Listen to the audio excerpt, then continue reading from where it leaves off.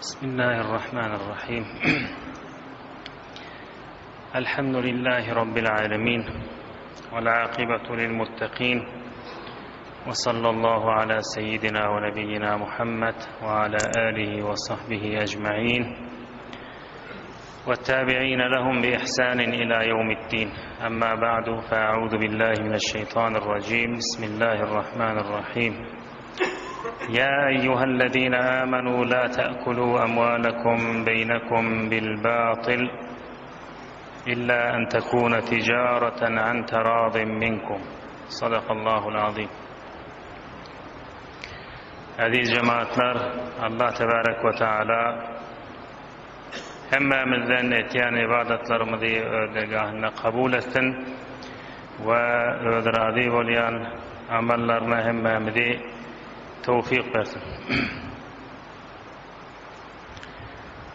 Müslüman doğullar, Allah Subhanahu ve Teala bizlere, biz Müslümanlara doğru olmaklık bilen, adil olmaklık bilen, edalet bilen raftar etmeklik bilen sifariş etiye ve bizleri zulmetmeklikten, birbirimizin hakkını yemeklikten Kur'an-ı Kerim'de nehyetiye.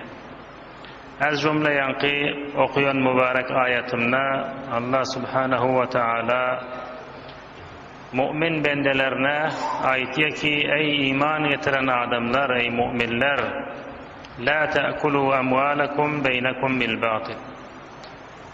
Birbirinizin mallarını öz aranızda, öz muamelatınızda, birbirinize etyen işlerinizde birbirinizin mallarını batıl tarik bilen, batıl yolla bilen imanlıya. Eğer birbirinizin malından istifade etmeli olsanız, on malından sen almalı olsan, senkiden ol almalı olsa, şu alyan yolunuz batıl yollan bolmasın. İlla en tekune ticareten an teradin minkum. Megerin ki aranızda bir ticareti olsa, bir rezayet bilen, iki tarafın razılığı bilen biten muamele olsa, o suratta almaklık halal.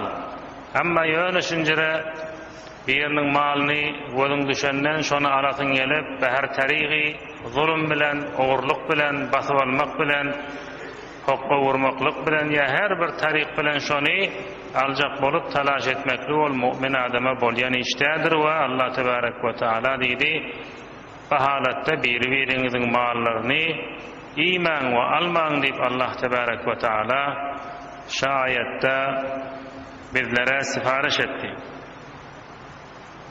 Resulullah sallallahu aleyhi ve sellem'le bir mübarek hadisinde Haccetul Veda'da Arafat meydanında adamlar hemmeti cem olanda şonna adamlara birbirine değmesin, birbirinin canına, birbirinin malına, avrayına ihtiram gail olsunlar Müslümanlar. Şimdi men aralarından çıkıp gidemden sonra da men bulara aydıp durmasam da özlerinde şu kadar takva olsun ki birbirinin hukukuna bir tecavüz etmesinler deyip şu tadı Haccetul Veda'da Resulullah sallallahu aleyhi ve sellem ne dedi? Ey adamlar, sizin kanlarınız, mallarınız ve avraylarınız birbirinize haramdır. Şuunuzun haram boluşu yanık, şayınızın içinde, şuyurdun içinde dedi.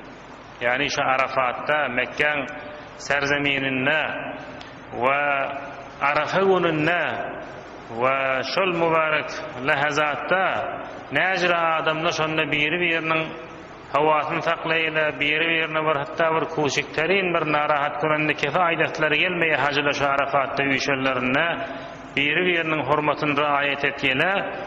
Şonda ayette ey Müslümanlar, sizin canınız, malınız, avrayınız birbirinize şuundaki koyan hurmatınız yanak hemişe hurmatlı olmalıdır dedi.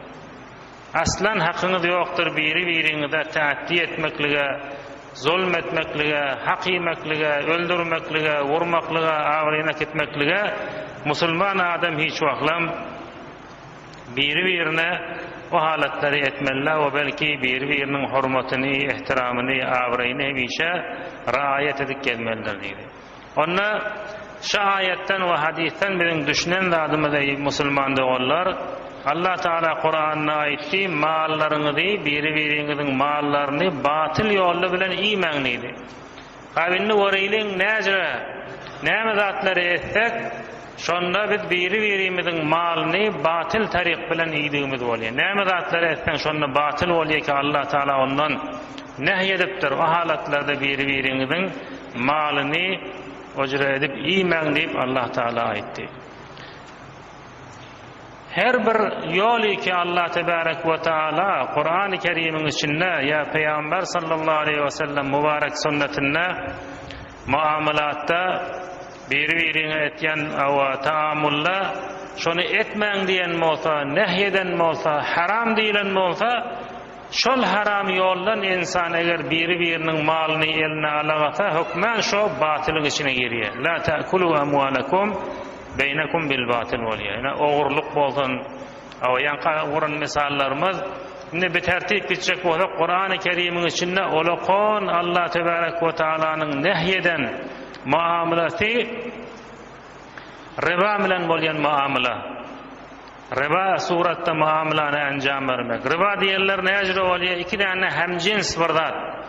Meselem buğdayın beraberinde, arfan beraberinde sen muamele etken ya gyzylyň beraberinde şonda bir taraf edafarak berip o taraf meselen yeňirrak koysa azyrak berse ay menki täzerak, menki jinsi gowrak, menki nämerak diýip onkydan meselen kemelse onkyny ezafarak alsa 1 kiloň beraberinde kilo ýarym alsa 1 kiloň beraberinde 2 kilo alsa şol ezafasyna hem jins zatlarda keyli wazni bolanda şoňa riba diýilir. Pulu meselen sen 1000 tümen berýän bir nefere soňra şonu 1500 tümen edip alsaň 2000 tümen edip alsaň şoňa riba diýilir. Bir iki tane hem jins zady bir-birine şeýdip bereňne qarz berip duruň näçe muddetten şonu ezafarak edip alsa şo riba bolýar. Riba elbette hem baňyz hetmen aşinaýyňyz bar näjre bolan riba bolýar. Ribanyň nämeligi kan metrah bolan mesele Qur'an-ı Kerim nehy warşyny kan metrah etýär. Şonu şediden nehy etýär. Qur'an-ı Kerim ribadan nehy edişi hey waraqaty onu olukon tehdidat bilen Allah tebarek we taala aýtýar.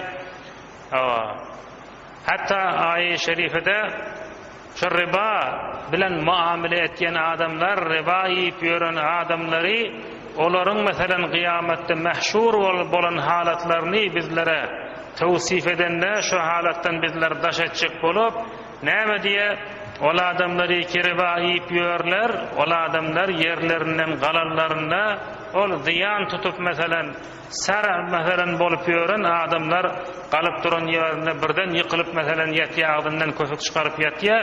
Şoňra halatda kıyamet günde mahşur bolarlar diýip Allah tebarek we taala olan teleke sıfatyny bizlere şeýdip beýan etýär.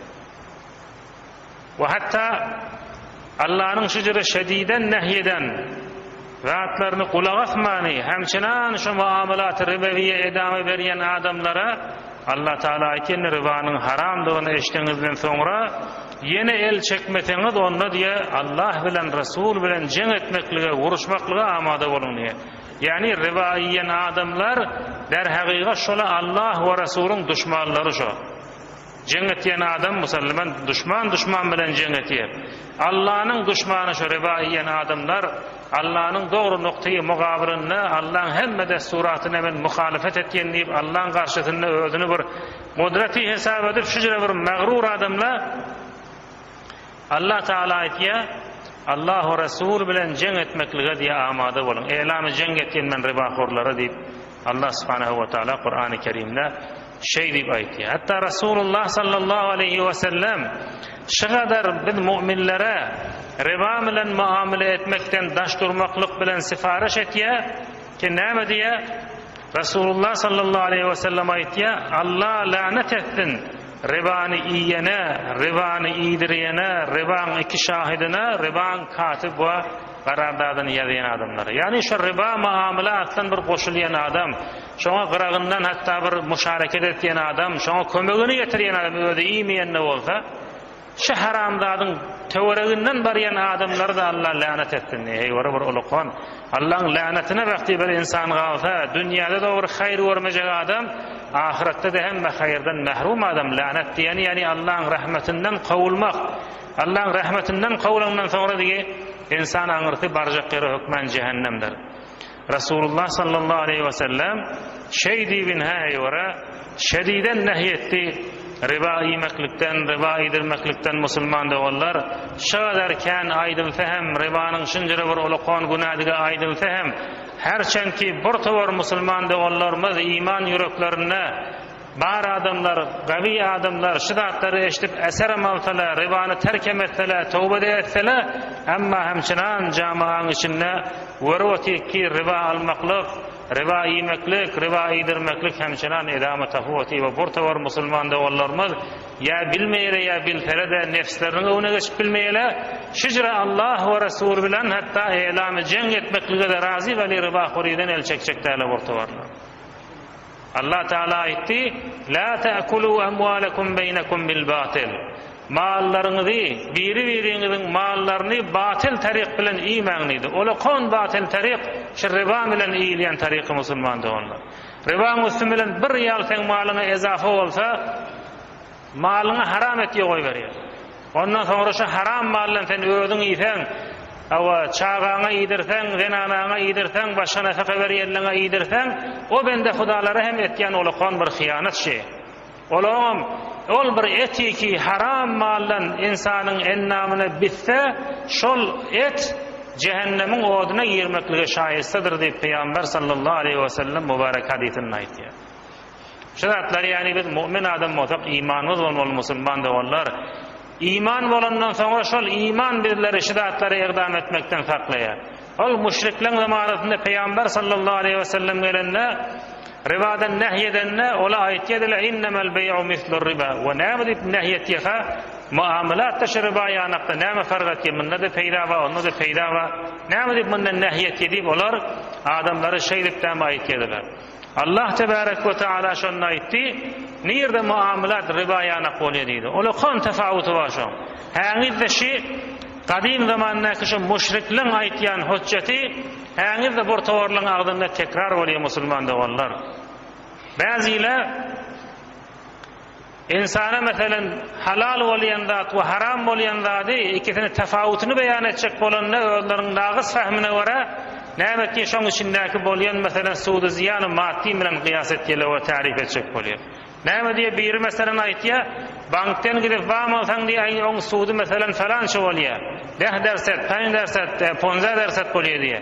Barıp selef alsaň ya başga muamele etseň diýe 10%, 20%den deraç çekýän diýe, onu bank gowy kirip portorla şey diýip aýtýar.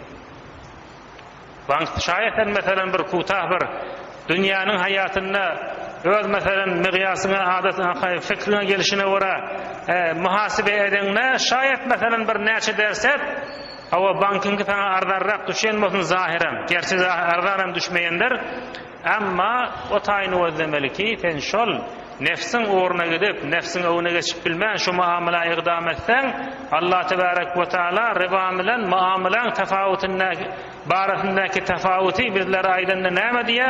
Wa ahallallahu al-bay'a wa harrama ar-riba diýe. Näform diýe bey we muamele gelip riba bilen musawi bolsun diýe.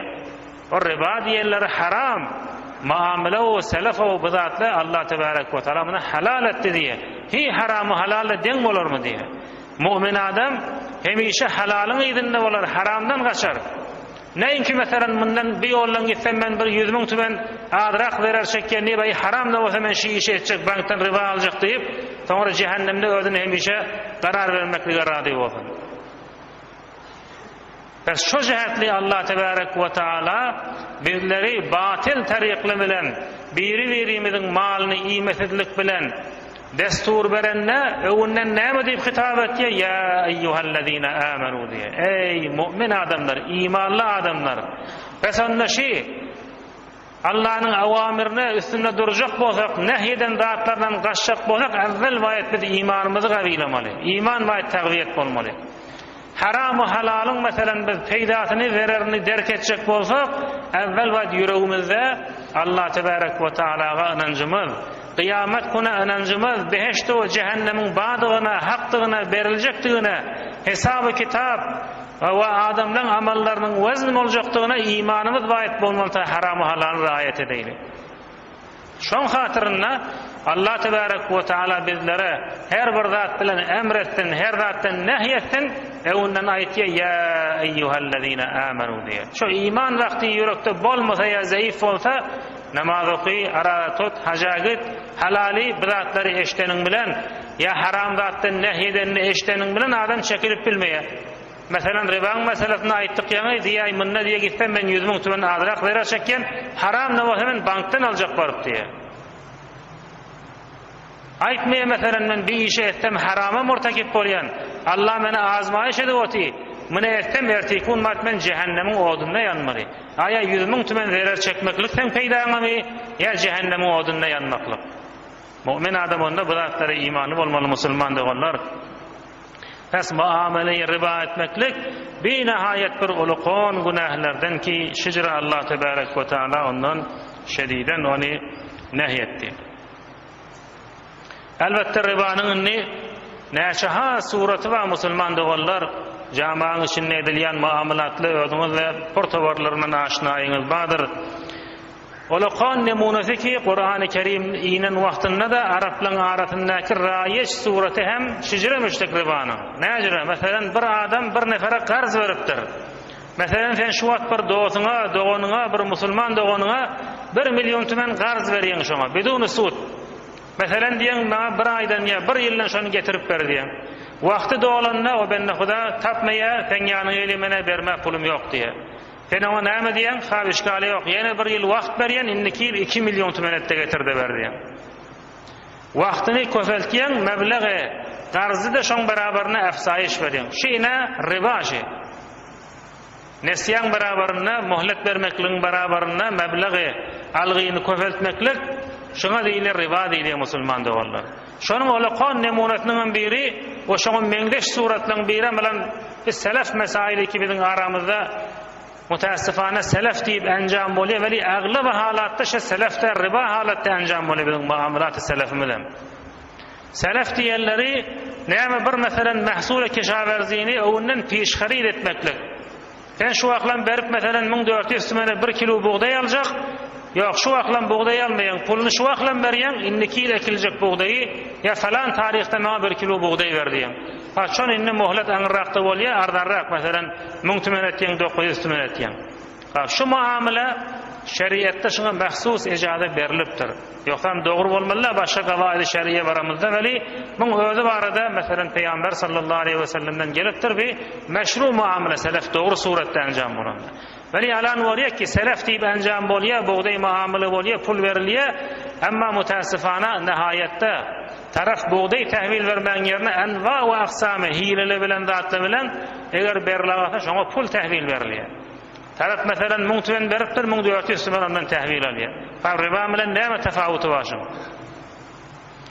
Qabiyanne selefin iştivalığı barada bol gören selef şu buğday iki muamele oluyor hükmen baya şu buğday tarafa tahvil verilmeli. Pul vermeklik ya başka vaat vermeklik ol muamelani batıl etiyor ve bir hatarnak riba halata geliyor. İnni şu selefin vakti gelende berip bilmeye nämet ya inniki yıl beraga diye mesela 1 ton olsa inniki yıl 2 ton ette ver diye. Bu da bir iştivalat. Bu da yankı şu riba muamelatın biri. Eğer şunda taraftana berip bilmeyen olsa, eğer pulunu alacak bolsana taraftan almaklığa sen tamam ödeptirin, birinci pulunu vay tahvil almalı. İnniki yıl da koyacak bolsan şu önkü ton bilen önkü muamelan bilen baqi koymalı. Ol algıyın beraberine sen mesela beren pulun beraberine alacak buğdayını köfelde oturmaklı ol sahih olan nedir ki camianın içinde mutaassifane kan encam oluyor şu muamele. Ona eğer encam verecek bolsa talaf näme etmeli evvelki selefini min bilen tesviye etmeli. Bu adam mesela cinsin tahvil alandan sonra satandan sonra yeni bir agdı jadid bilen täze azduvara mına qararda selef bağlaşsa tahvil alandan sonra evvelki alğasını o muamelenin işgali yok oluyor. Mesela o selefi de şey dep yani tahvil alman yerinden on mesela meblağını köfeldip oturmakla edir şu kadim cahiliyet vaktindaki ribavi muamalatlar. Azıcık bir puli mesela 10 dirhem berýemişdik, indiki yıl alacak bolanda başarmaya, ha işgali yok, indiki yıl berega 15 dirhem. Indiki yıl gelýär ýene başarmaya, işgali yok, ýene bir yıl wagt berýän 30 dirhem. Azıcık alan pulun ödi, soňra zamanyň geçmekligi bilen bir olakon evvelki alan puluna näçeha beraber köfelip gitýemişdik. Şu cihetli Kur'an-ı Kerim ayetye la ta'kulur riba ad'afan mudha'afah diye. Ey iman getiren adamlar ribanı diye kendini çent beraber köfeldip diye iman ribanı beydip diye. Şimdi bazıyle mesela bir düşünmeyen adamla ayatın mesela şe'n nuzullarını bilmen, o nämeden çiri iğnenini bilmen, şu ayeti okuyuptırla ha riba o nehy ve suudi mesela fahiş kan zat bolsa şondan Kur'an nehyetiye. Ay be azıcık ribala döderse, sederse, peňderse doň işgali yok diye şu ayetten berdaş etjek bolýar. O tadaki adafen mudafe diyeni yani şol peýgamberiň wagtynda Kur'anyň inip duran wagtynda anjam bolýan muamalat ribanyň odatdan şojura anjam bolýarmyşdyk. Riba iki zamanında mevjudmuşdyk şu nesir ribalar. Algyny köfeldiýip oturýar muddetin beraberinde şu jihatly näçeha beraber edip iman diýipdir. Yani aglap da şu netije barýarmyşdyk o tadaki bolýan muamalatlar.